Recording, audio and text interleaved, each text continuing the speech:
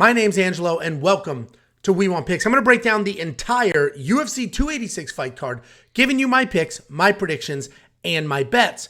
Before I jump in, head on over to WeWantPicks.com and check out premium membership. It's only $10 a month.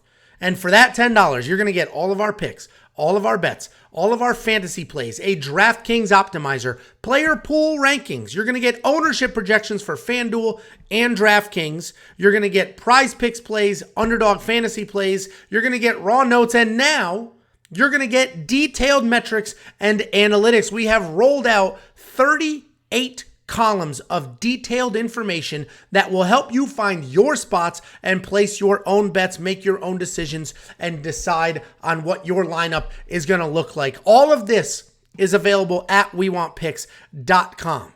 But if that 38 columns of details is a little too much for your eyes to absorb, we have taken that, we have divided it up into individual, more digestible charts so you can come in here. These are fully interactive. You can sort, you can work your way through, highlight what makes sense, and make your own decisions. All of this is available to you today at WeWantPicks.com. Just click Become a Member. It is only $10 for the entire month.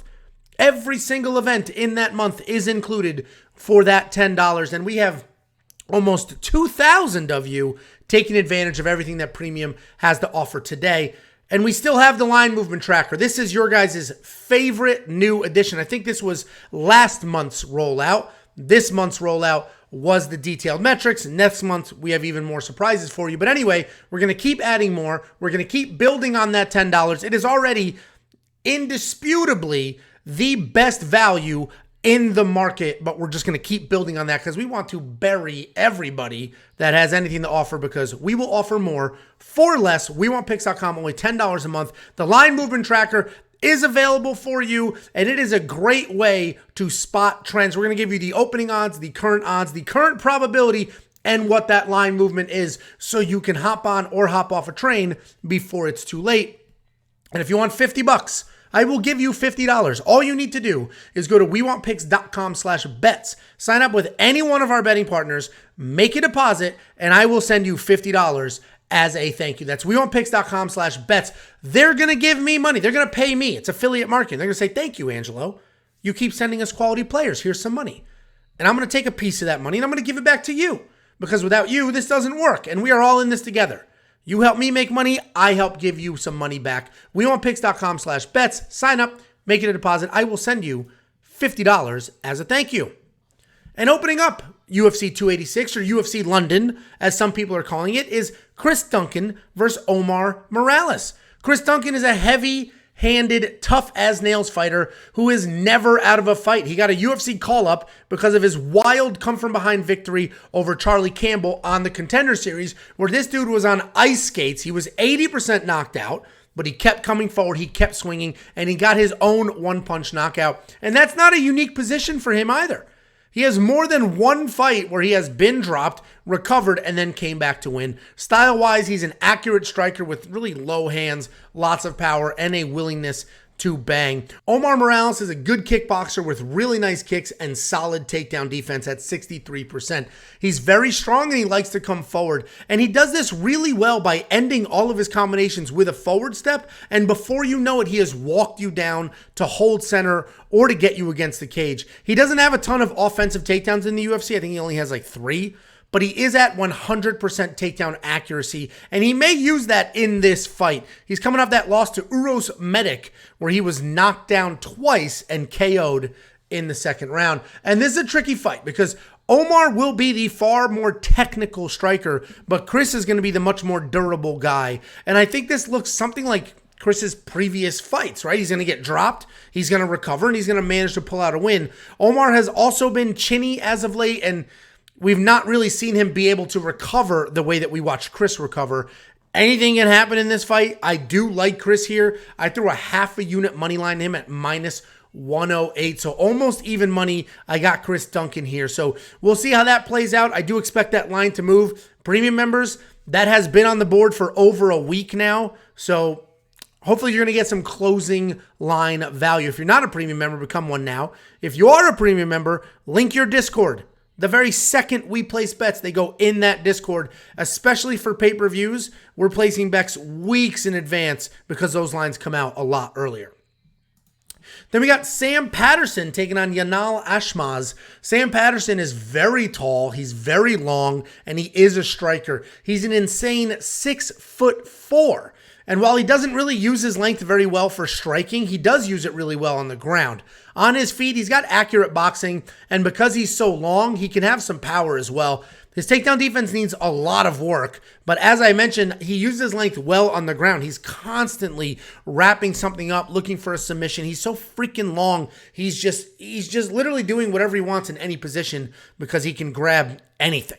Look at the reach difference here, 78 inches to 70 inches.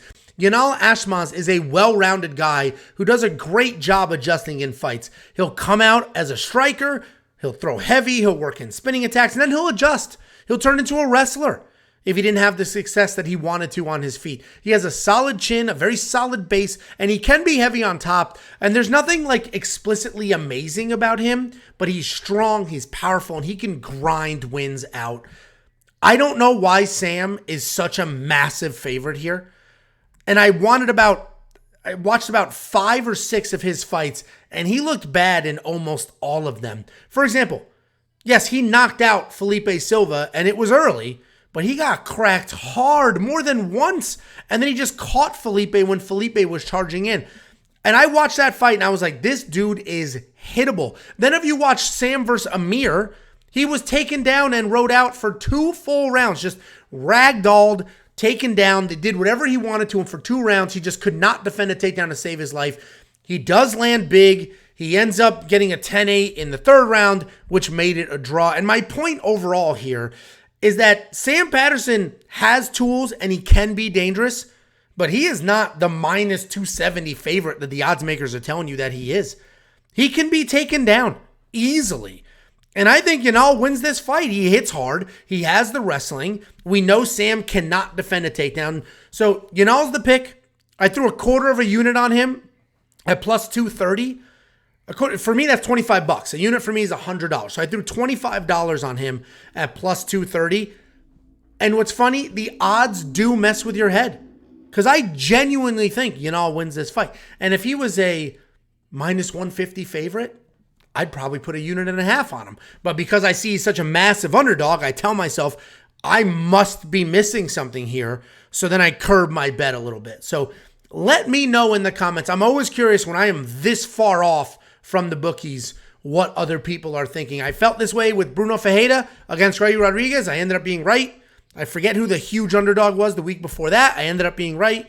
So I just, I've been wrong many times as well. But I do let the odds influence me if I know what they are before I place the bet. Obviously, you need to know what they are when you place the bet, but I saw the odds and I was like, I got to go Yanal here. So anyway, let me know what you think about this fight. I'm very, very curious why I'm so high on Yanal and nobody else is. Then we have Christian Leroy Duncan, and he's taking on Dusko Todorovic. Christian Leroy Duncan is a high-pressure fighter with 6 finishes in 7 fights. He has multiple regional championships, and he looks to parlay that into some UFC success. He's a powerful striker who comes forward with pressure, speed, and creativity. He throws anything and everything at his opponents with no regard for what comes back his way. He's wild. Sometimes sloppy, but incredibly dangerous on his feet, and he has some solid ground and pound if he ends up on top. Dusko Todorovic is a technical striker with power who also has takedowns and offensive BJJ to round him out. He's a high-volume guy who has almost 6 significant strikes per minute, but there are definitely questions about his chin. He's coming off that win over Jordan Wright where he was out-grappled in the first round, but then he completely reset, came out in the second, and got himself the knockout. And this should be an awesome fight for the fans. 2 primary strikers with contrasting styles. Dusko will look to keep it technical, while Christian's going to charge forward, throwing kicks, flying knees, and anything else that he can dream up. I think Christian gets the win because of how powerful and reckless he can be. But if Dusko is able to stay on the outside, keep it technical, and box the brawler, he could squeak this out. So because of that, no bet for me, but Christian's going to be the pick. There's no way this fight goes the distance. Props have not dropped yet. When they do, does not go the distance. I imagine it's going to be juiced, but it's probably safe, especially to parlay. So Christian Duncan's the pick, does not go the distance in some capacity, is going to be the bet when we get those odds. Then we have Jack Shore taking on Makwan Amirkhani.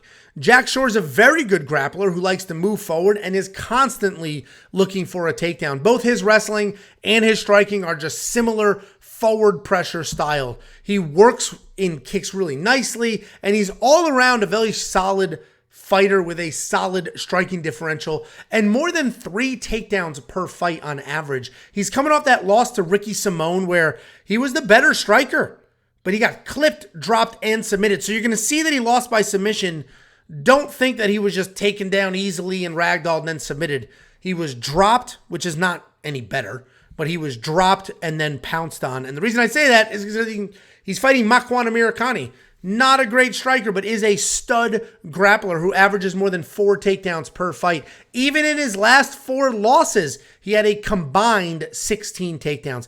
He's definitely closer to a first-round guy than a 3-round guy, but he can push a pace when he needs to. While his takedowns have been holding up, his chin has not. He's coming off that KO loss to Jonathan Pierce.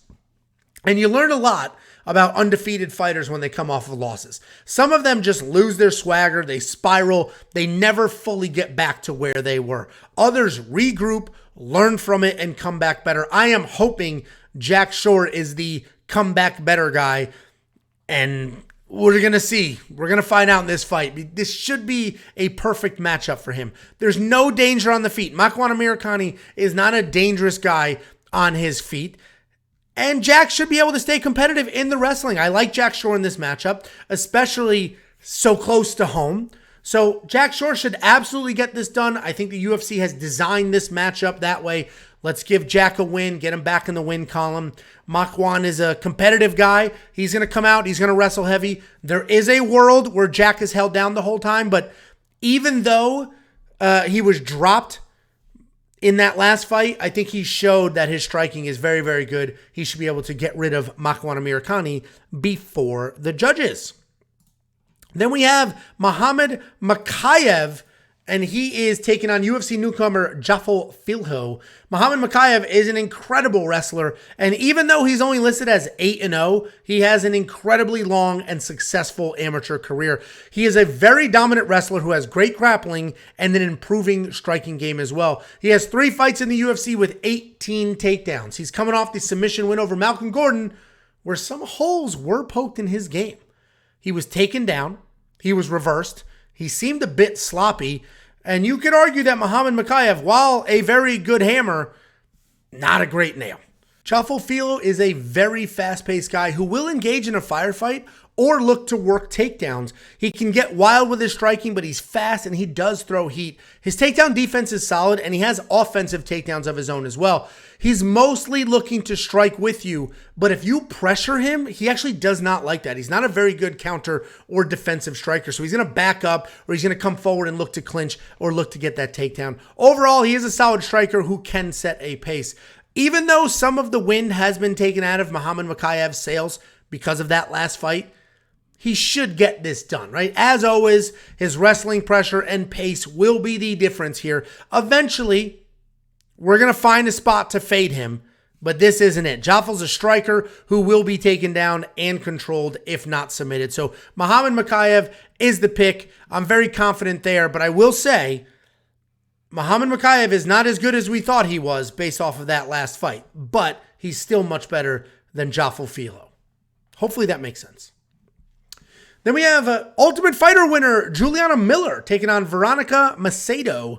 Veronica Macedo is a technical striker who is light on her feet and very fast. She bounces around and charges forward with lefts and rights before circling out. She's fast and creative with her striking, but not very powerful. While her striking can be fun, she has no defensive wrestling whatsoever and easily gets taken down. Juliana Miller is inexperienced. She only has 4 professional fights, but she's very focused and very intense. She isn't the most skilled fighter, but she's going to work for your money. She's very aggressive and comes forward immediately. While she can be wild on her feet, she is a grappler at heart, and if she can get you to the ground, she has impressive scramble skills and can probably snatch something up in a transition. She's coming off that win over Brogan Walker to become the Ultimate fighter champion. She won that fight with grappling, but it was clear that she's not polished yet, and she still needs a good amount of work. Even though Juliana looks sloppy in her last fight, she's got to be the pick here, right? She should be able to get it to the ground and grind out a win here.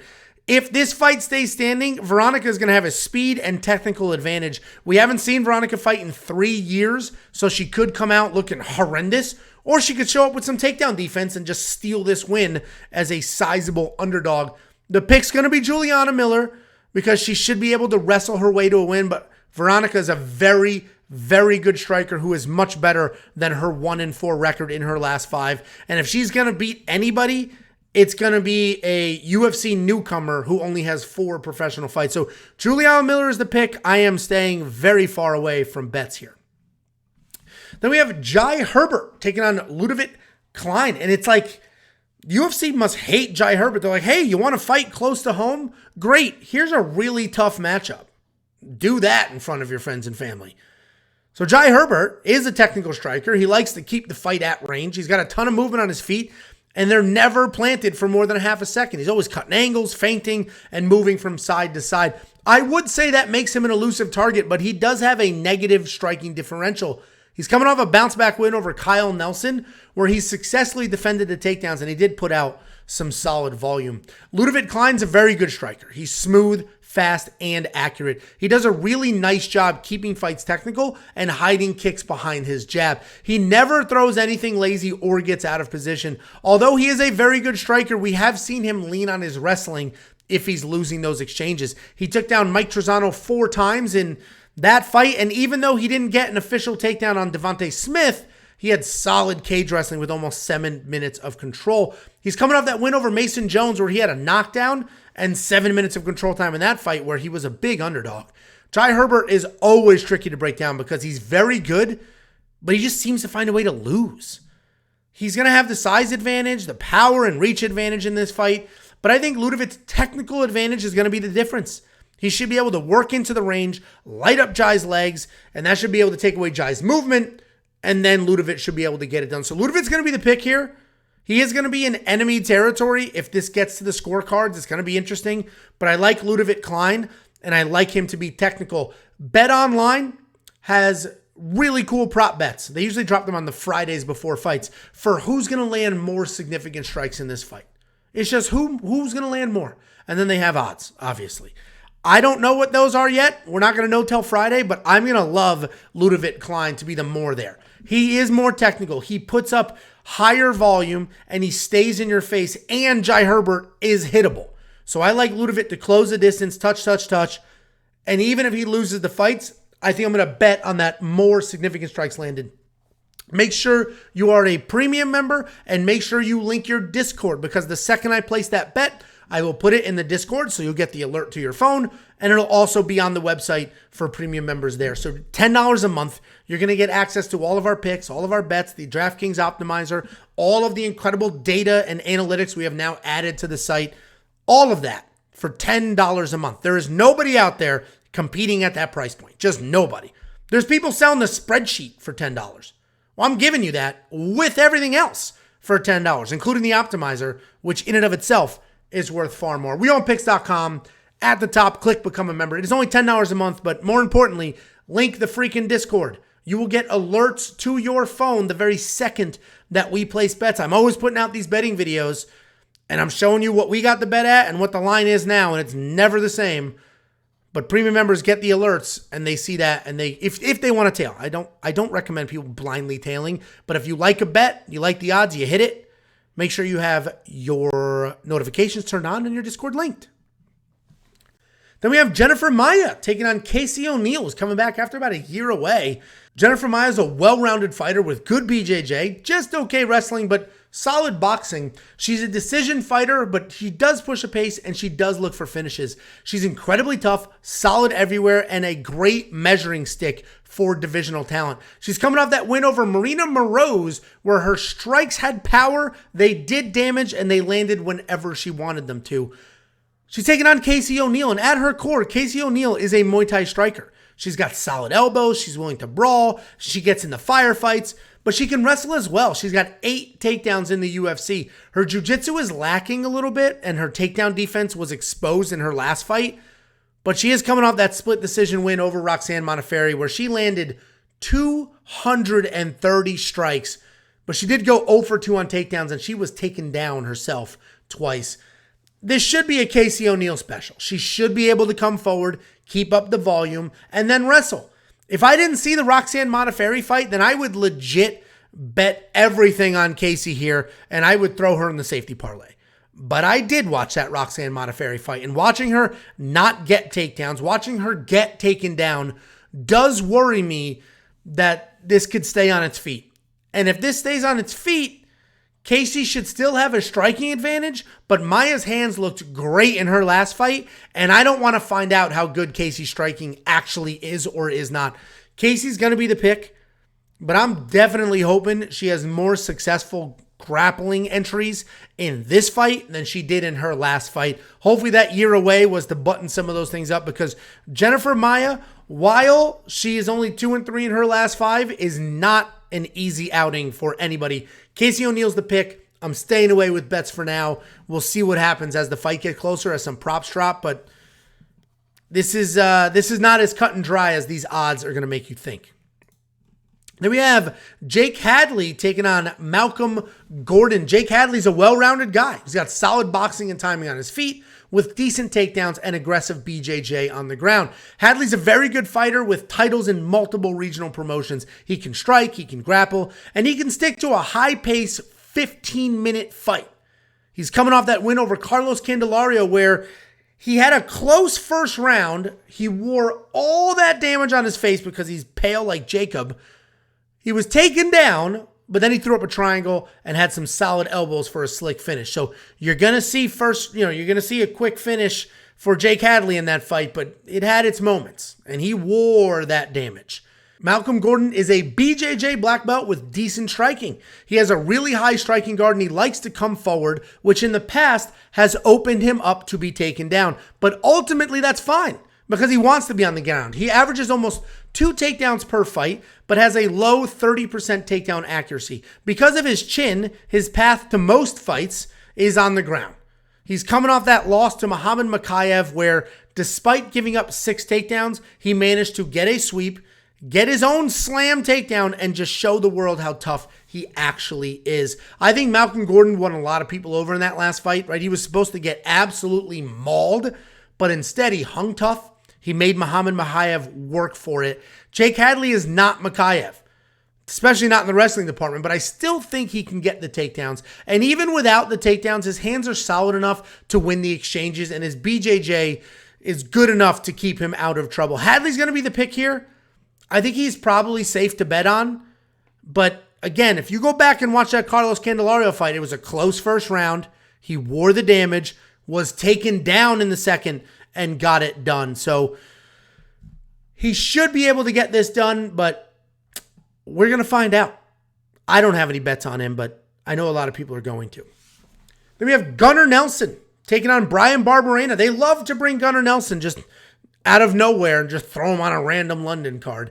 Gunnar Nelson is a grappler with that long karate style striking where he bounces from side to side, and he likes to use kicks to manage range. He then blitzes forward, lowers his level, and shoots takedowns. Once it hits the ground, he's got solid ground and pound and very good BJJ. His issue, though, is that his takedowns are not very good. He's got that long stance, which takes a lot of movement to go from that to shooting a takedown, and he gets hit on those entries, which is why he has an absolutely horrific striking differential of less than 2 to 3. He's coming off his first win in 4 years. Bryan Barberena is a fun brawler who likes to come forward.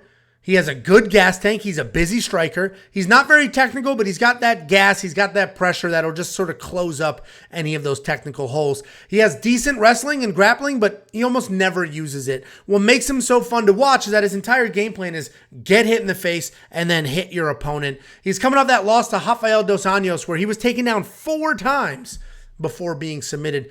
And a lot of people are going to see Gunnar's last fight, won by submission, Bryan's last fight, and then just immediately decide, well, Gunnar Nelson's going to take down and submit Bryan Barberena, and that's it. But I don't think it's that cut and dry. Like, yes, Gunnar has solid BJJ, but Bryan's not a bum. RDA got him, but RDA is much better than Gunnar Nelson. And I think these minus 370 odds are very wide. And I'm not going to trust the guy who basically fights once a year for the paycheck. I'm just not going to trust him with my money. Does he win? Probably. I would say this is a 60-40 fight. It's not 50-50. Gunnar definitely has a clear advantage on the ground. This is probably a 60-40 fight. But this would not be the first time that Bryan Barberena blew out an aging vet in the underdog position. Just 2 fights ago, look what he did to Robbie Lawler. So Gunnar Nelson's going to be the pick because of that wrestling advantage. But Bryan Barberena is no slouch, and you should not be spending the minus 370. That just seems wide for somebody like Gunnar Nelson, who's been a bit inconsistent and unreliable in the past. Then we have Joanne Wood taking on Luana Carolina.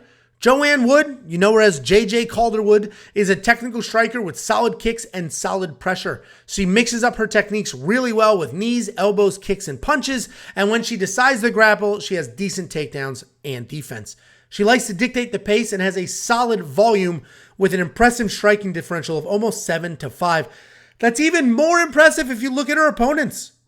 Her last 3 fights are against Alexa Grasso, champion. Tyler Santos fought for the belt. Lauren Murphy fought for the belt. So it's just an absolute murderer's row of the top women in this division. Luana Carolina is a striker with solid takedown defense. She is not the most technical woman in the division, but she's fantastic in the clinch with knees and elbows. She has a Muay Thai style without that Muay Thai stance, right? She doesn't have that crazy high guard. And as I mentioned, even though she's a striker, her takedown defense is very good at 82%. And when she does get taken down, she's sort of busy down there working for submissions. Luana Carolina is a lot better than people give her credit for. She has solid wins over Lupi Godinez and Priscilla Cachero, where she essentially out-volumed them. But I don't see her being able to out-volume the far busier and far more experienced Joanne Wood. Without having to worry about the grappling, I think Wood gets her hands going. I think she finds her rhythm, and I think she cruises to a decision. I threw a half a unit money line on her at minus 150. That's already moved. It's around the minus 170, minus 180 range, depending on your book and depending on when you watch this. So I only did a half a unit because the reality is she is 1-4 in her last 5. Yes, her last loss was to Alexa Grasso, the champion. But sometimes, you know, that's just a skid that you can't stop. But I do trust her. I do think she'll get it done. Half a unit at minus 150 on Joanne Wood. Then we have a very, very interesting featured fight. We have Marvin Vettori taking on Roman Dolidze. Marvin Vettori is a grappler at his core, but he has become a striker as of late. He's got a good set of diverse takedowns, anything from a body lock to a real hit and run double. His striking continues to improve, and he has gotten comfortable on his feet, which, yes, is a good thing, but it's also a problem because now he's decided that he's a striker in half of these fights. If you go look at the Robert Whittaker fight, he decided to be in a kickboxing match, and that's just not a fight he's going to win against Robert Whittaker. Thankfully for him, his head is made of just cement, and he's impossible to put away. Roman Dolidze is a world champion grappler. He was able to showcase those skills in his last couple of fights. Despite his grappling credentials, he has no problem marching forward, throwing bombs, and getting stuck in a striking match. He has very real power in his hands, which we saw against Dawkins, where he just lit him up in the clinch. Dolidze is a very well-rounded fighter and definitely streaking right now. He's coming off that win over Jack Hermanson, where he was taken down surprisingly easily, but he immediately reminded everybody that there are levels to this game. This is an awesome feature fight, and I really want to pick Roman Dolidze here because of how well he's done for us in the past. I can't even remember the last time that he was a favorite in a fight. We've picked him as an underdog time and time again, and he has made us plenty of money every time. And at first glance, this is going to look like it's going to be more of the same. He's got great power in his hands. He's fighting a guy that might take him down, and if that happens, he should be the much better grappler. But if you look closer, I think you start to realize he doesn't have the best takedowns. So if Marvin doesn't shoot, this likely doesn't end up on the ground.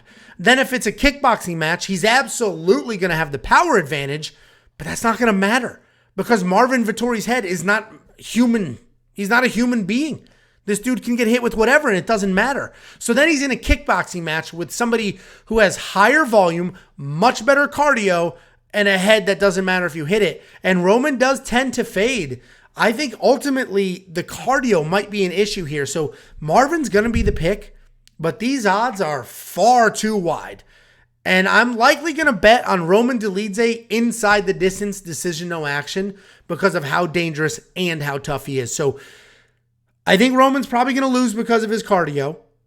But if anybody's going to win by finish, it's going to be Roman. Marvin Vettori's not going to finish Roman Dolidze. Therefore, Roman Dolidze in the plus 200 range underdog spot that he's in now wins inside the distance, decision, no action. When that drops, your book may call it finish only. I'm probably going to hammer that. I'm probably going to get some plus money on that as well. As soon as that drops, I will look to place that bet. You will see it in the Discord. If you're a premium member, make sure your Discord is linked so you get that alert on your phone. Oh, that dropped. Oh, they hit it. Let me go do the same. WeWantPicks.com. It's $10 a month. $10 a month. Everything you get, that $10 more than covers itself. Even little things like just the closing line value. Getting a line when we get it versus when you're going to get it if you're more of a Saturday kind of guy. That price difference alone covers that $10. Then we have an awesome co-main event. We have Justin Gaethje taking on Rafael Fiziev. Justin Gaethje is a wrestler who does not use his wrestling. He has 0 takedowns in the UFC despite having a college wrestling background. He has power. He has volume. Pretty much every single strike he throws is a significant strike. Hence the almost 8 landed per minute. There's no jabs. Everything is a powerful strike. Unfortunately, he's hit just as much and he has a negative striking differential. He marches forward, throws heavy, he's going to stay in your face. He loves ugly fights and he thrives in that chaos. He struggles against guys who keep it technical. Poirier, for example, had nice, clean technical striking. Same with Oliveira, who beat him in his last fight. Rafael Fiziev is a phenomenal striker with a traditional Muay Thai style. He has incredible power and volume. He mixes his punches and kicks up really well. But what else you would not expect from him is that he can grapple as well. He's got some solid takedown defense. He's got some solid takedowns that we don't see very often from him, but they are there. He's coming off that KO win over the very durable Rafael Dos Anjos, where he was taken down twice and defended an amazing 14 takedowns. That's that very impressive takedown defense from a high caliber striker like him. Gaethje struggles with technical strikers, and Fiziev is exactly that. He's probably the most technical striker in the division. And even if Justin decided to work in some of that wrestling, Fiziev's 92% takedown defense is going to make that very tricky. Fiziev is absolutely the pick here. I expect nothing less than an absolute war between these two guys. Justin is not a guy who's easily put away, and Fiziev will land almost anything he wants to. This is a great co-main event. This is exactly the fight that Fiziev needs to get into those title conversations. I think this is just a drubbing from Rafael Fiziev, but Justin Gaethje's so tough, so fun, that this could be pretty competitive, even though it shouldn't be on paper. Then we have Leon Edwards defending his belt against Kamaru Usman. This is the 3rd time the two of them are fighting. They are 1-1, and Leon Edwards famously knocked out Kamaru Usman with less than 1 minute left in the 3rd round, or in the 5th round of a fight that he was about to lose. Leon Edwards is a very well-rounded guy. He's mostly a striker. He's got really nice body kicks, nice boxing, nice wrestling. He averages more than 1 takedown per fight, and he was able to take down Nate Diaz 4 times and Kamaru Usman once in that last fight. He's good everywhere. He's got great cardio, solid fight IQ, and he's coming off that title win over Kamaru, where I mentioned he was going to lose. He was a minute away from losing, and then he got that head kick knockout to steal the belt. Kamaru Usman is an accomplished wrestler who has steadily improved his striking over time. We've seen power, like when he knocked out George Masvidal. We've seen volume, like his Kobe Covington fights, where he's putting up 3-digit significant strikes like it's no big deal. He has beaten every single person in his division, including Leon. He has 16 fights in the UFC with 55 takedowns and 6 title defenses. Other than his most recent loss to Leon, his only loss in his entire career was all the way back in 2013 in his 2nd professional fight. I'll tell you right now, Jacob and I are split on this fight. And listen, I get it. I hear all the nonsense about Usman's got bad knees, his elbows, his joints are, he's old, he's about to retire. And I just don't see that. Show me a fight where he looked old and slow. He was knocked out cold in this last fight, but he didn't look old or slow leading up to that. He was dominating. He had 5 takedowns. He landed 190 strikes to Leon's 64. He was 1 minute away from another dominant win. The first round, he was taken down and he was mounted, but that felt more like a surprise than anything. Like he just didn't see that coming. Kamaru is headstrong as absolute hell. He's disciplined, and he's one of the most accomplished welterweights of all time. He shows up 100% ready to wrestle, and he grinds out a win here. I don't see much striking. I am absolutely terrified that his chin has not and will never recover.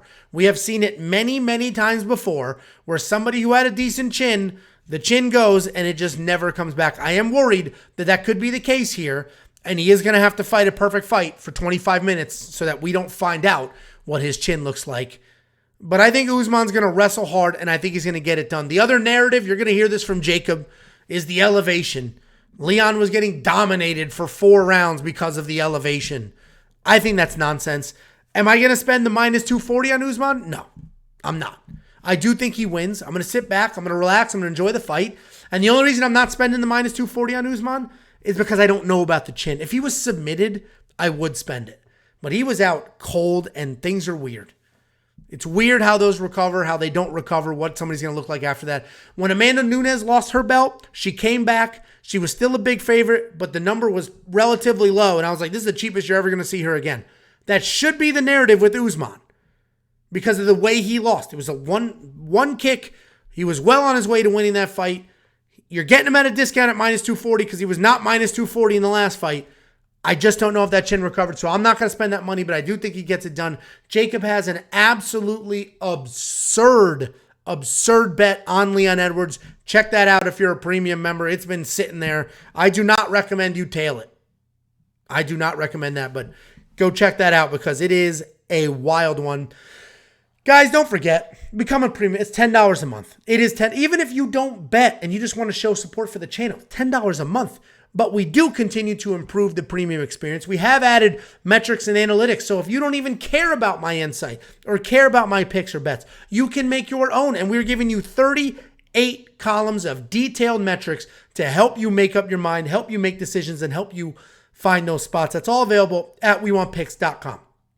Just click Become a Member. It's $10 a month. It will unlock literally everything from copy-paste bets and picks to tools to help you make your own decisions. The optimizer, DraftKings player rankings, ownership projections, and all of that. Only $10 a month at WeWantPicks.com. And as always, if you want $50, I will send you $50. WeWantPicks.com/bets. Sign up, make a deposit. I will send you $50 as a thank you.